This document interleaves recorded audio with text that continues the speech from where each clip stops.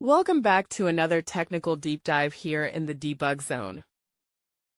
Today we're tackling a big question and breaking it down with insights from other users. Hopefully this clears up some misconceptions and helps you get the answer you need. So buckle up, stay a little curious, and let's jump right in.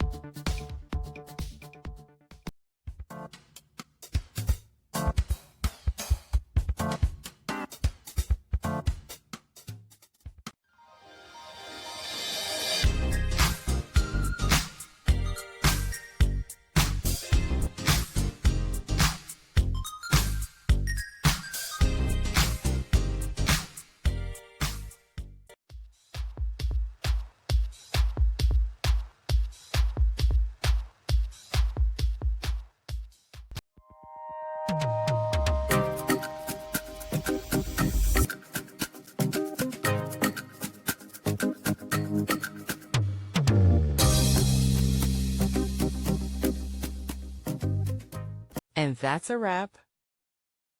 I hope you found the answer you were looking for. If you did, take a second to hit that subscribe button. It really helps out. And let me know in the comments which solution worked best for you.